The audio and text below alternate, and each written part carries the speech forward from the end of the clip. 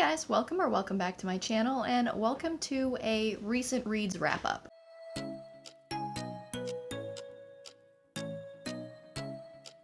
So once again, I have been absent for a bit, probably like 6 weeks at this point. I have a good reason though. Our house was hit by disease after disease after disease. If you have kids in daycare, you know how it goes, and we just did not catch a single break.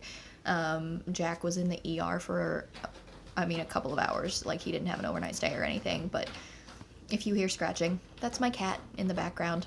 I'm not stopping for her. She's not going to stop for me. So yeah, Jack had a little bit of an ER stint because of a high fever, and then it just kind of went all downhill from there because I got sick, and then John got sick, and then Jack got sick, and then I got sick again, and then I got sick again, and then we all got sick, and it just lasted for an entire month with no break.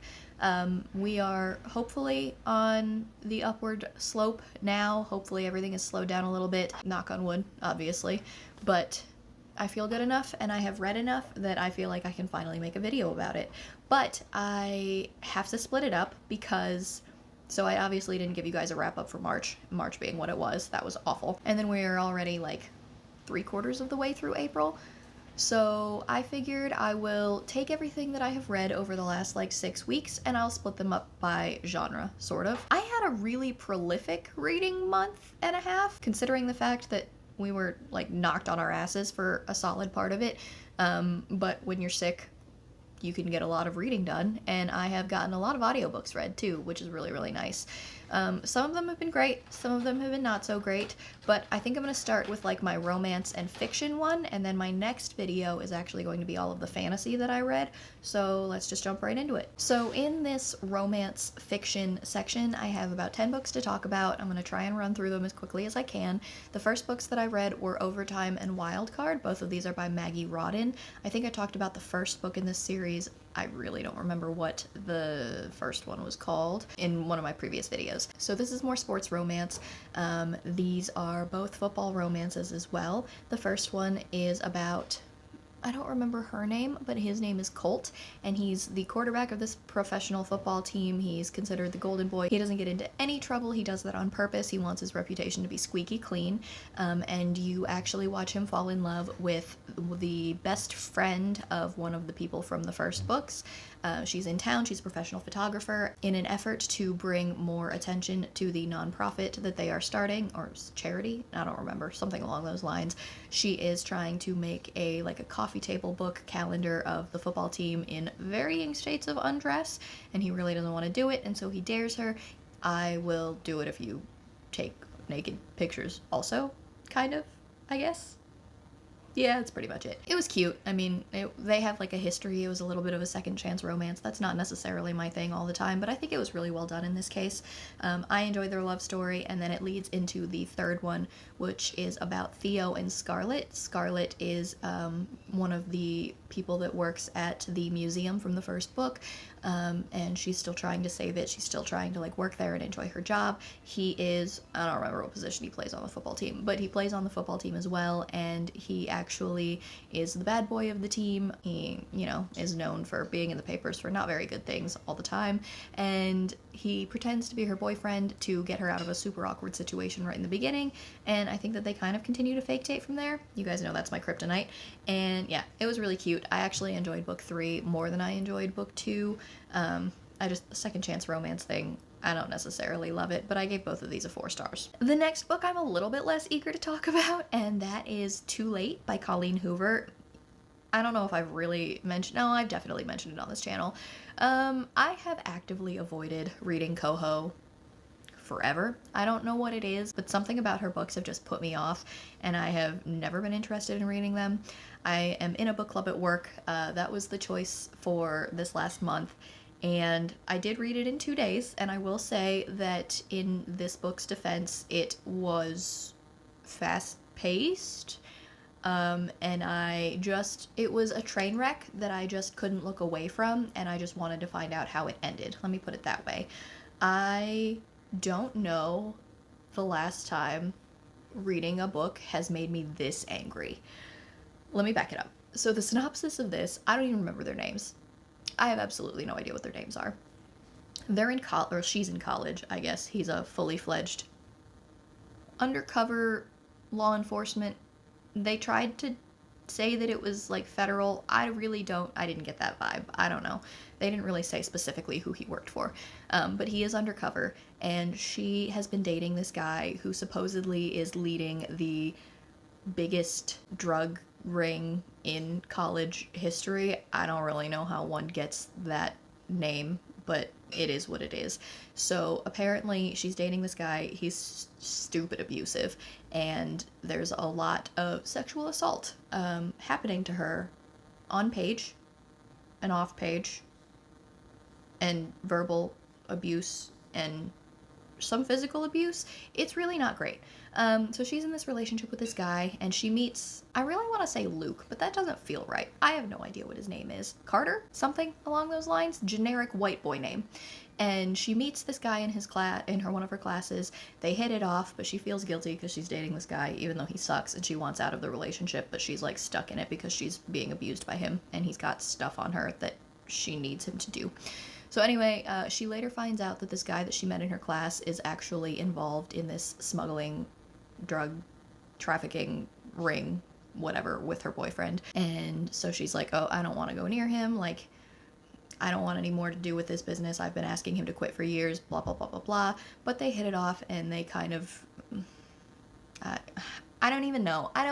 Listen, the two of them made such stupid decisions throughout the entirety of this. Him, as an undercover agent, made the dumbest of decisions that one should never make when one is in this position, not just because he was trying to use her as a confidential informant, but also because every single move he made literally jeopardized his investigation and compromised his integrity and compromised literally everything. There were no ethics involved in anything that he did throughout this entire thing. And she was just stupid.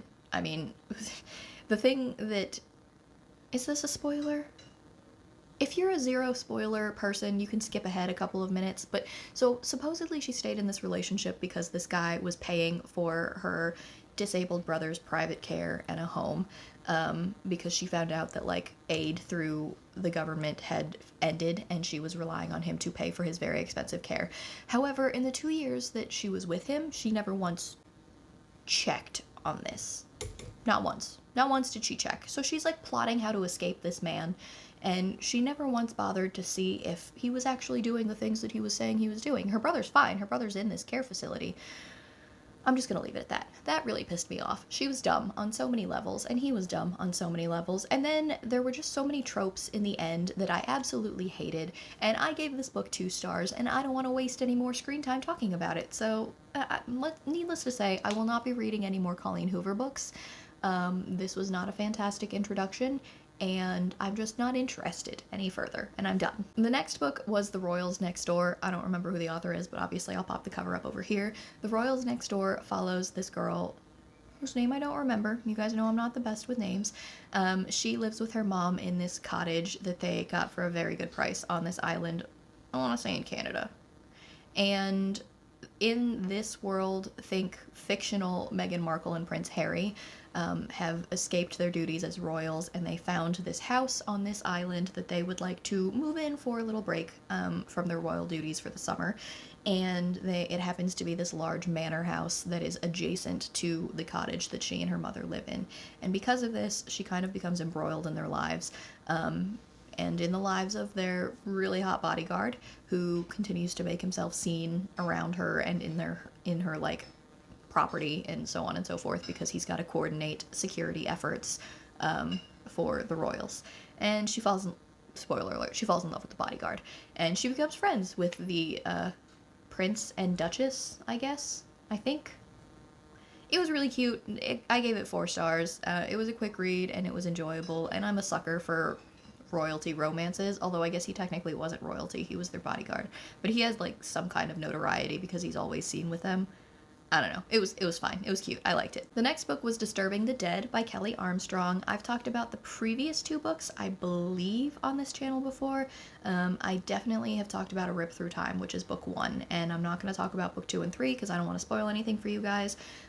Kelly Armstrong also wrote the Bitten series, if you're familiar. That's like a series of werewolf romances. It became a sci-fi TV show, and it was really, really good. If you haven't heard of it, you should go check it out. But A Rip Through Time follows Mallory, who's actually a Canadian police detective who is sucked back through time, very Outlander, into 19th century Scotland, Edinburgh or Glasgow. I don't really know. I don't remember which city it was, but she's sucked back through time into the 19th century, into a girl's body who is the maid of a house of a man who performs less than legal autopsies on murder victims to find out how they died. And I say less than legal because the bodies are brought to him by the police, but he's not really supposed to be doing them. He's supposed to be preparing them for the real medical examiner to do them, but that guy sucks at his job. So anyway, these books follow Mallory and the people that she meets in the 19th century, and she helps them. She utilizes her 21st century homicide detective abilities to try and help them solve crimes. And the first one, I'm trying to remember what happens. I believe that there is some kind of serial killer that follows her back, or serial rapist, serial killer, something along those lines, who followed her back in this rip through time, and he ends up killing people back in the 19th century as well, and so they have to track him down. And I really, really enjoyed it. If you want Outlander with a murder mystery twist, definitely go and check these out. We are on book 3. Book 3 was arguably one of my favorites. It's probably tied with book 1 for my favorite, but I gave it 5 stars, I'm pretty sure. I loved it a lot. I love this series a lot, and I can't wait to see where she goes next. Next, I read Butcher and Blackbird. So this was interesting. Butcher and Blackbird, I don't know how much detail I really need to go into here for you guys, but as a brief synopsis, Butcher and Blackbird is the romance story of 2 serial killers.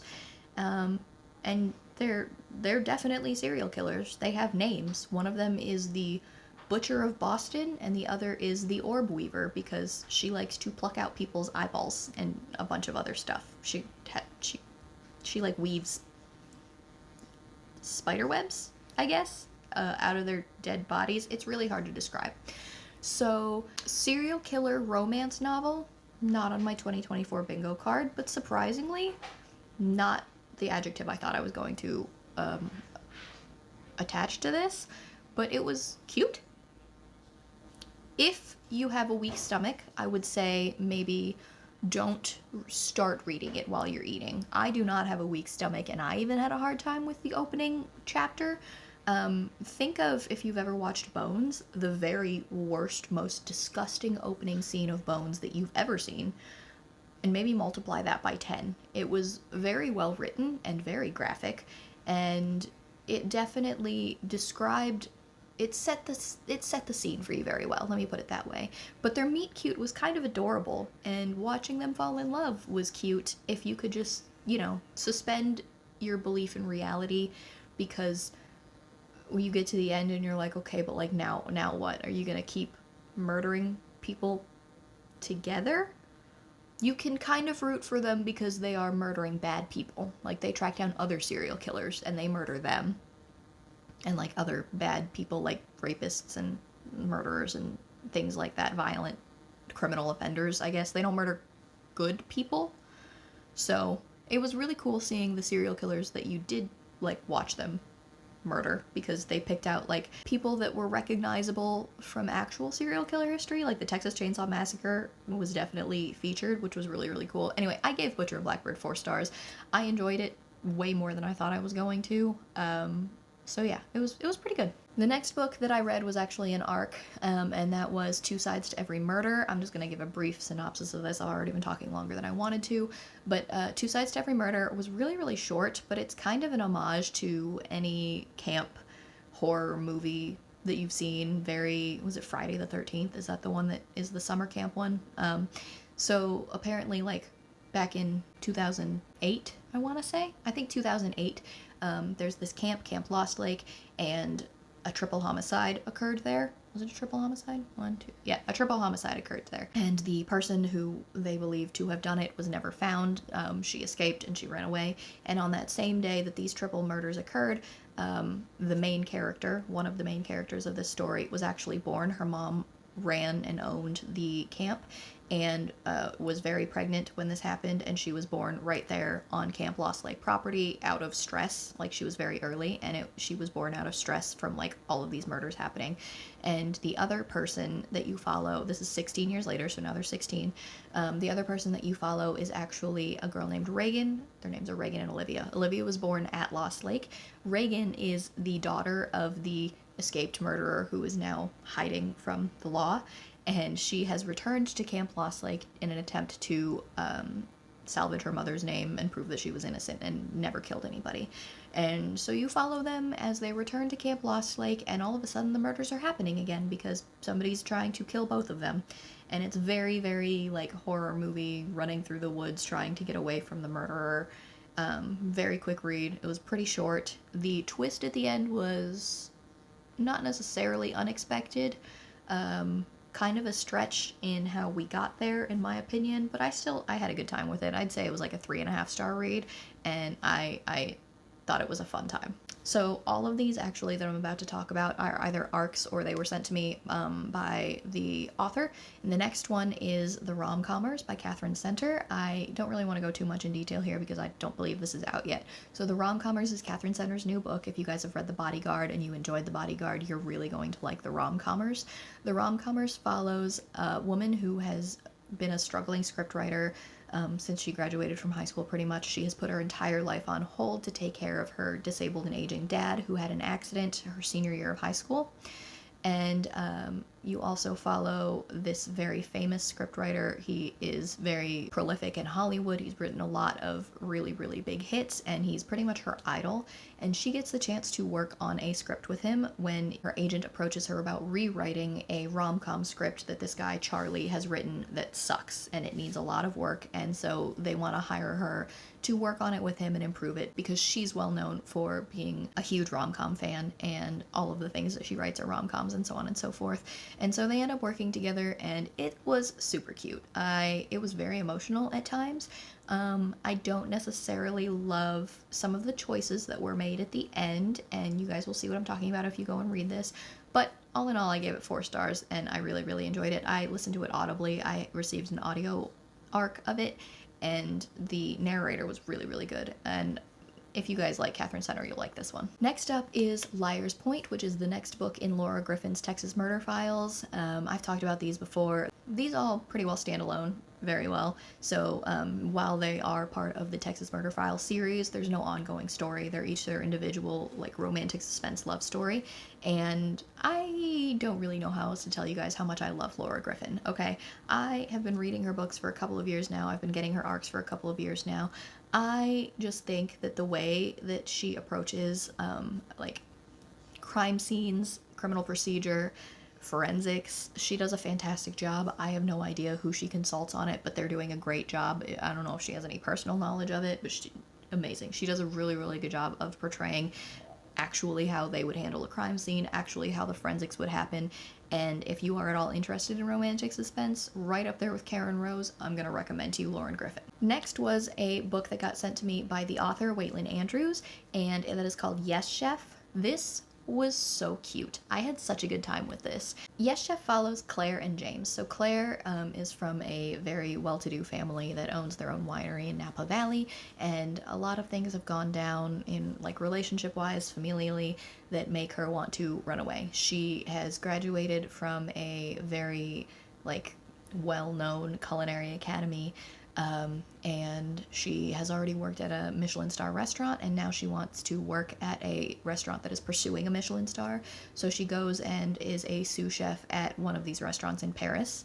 And shortly after she moves there, maybe like 7 or 8 months, I think, a new head chef is hired at this restaurant, and his name is James. He's already won a Michelin star. He's pretty much one of her idols in the culinary world. Doesn't help that he's super hot. But he seems to hate her immediately, like right off the bat, and she has no idea why, but they're like continuously forced together because she's the sous chef and he's the head chef, at this really cool restaurant that is like I don't really know how to describe it, but the chefs are in charge of their own tables, and they do everything from appetizers to drinks all the way to the dessert course that they personally deliver to each table on their own, which is really unique. And the concept was really, really cool. The banter was really, really nice. I really liked Claire as a main character. I really liked James as a book boyfriend. He was phenomenal. I adored him. He was a little iffy in the beginning, but I promise he brings it around. And Claire and James were just, oh, top notch. It was a great relationship. There was none of the tropes that I hate, which I was really, really happy about. And it was all of the tropes that I love, including enemies to lovers, but not really enemies to lovers. I think they handled the whole enemies to lovers thing in a really, really good way.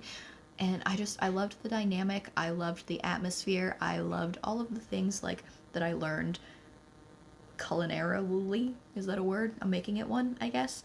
I loved everything about this. I gave it 4 stars. I had a great time, and I will definitely check out anything else that Waitlin Andrews writes. Okay, and now I'm on to the last book that I have on this list for you, which is Starstruck by Ivy Dawes.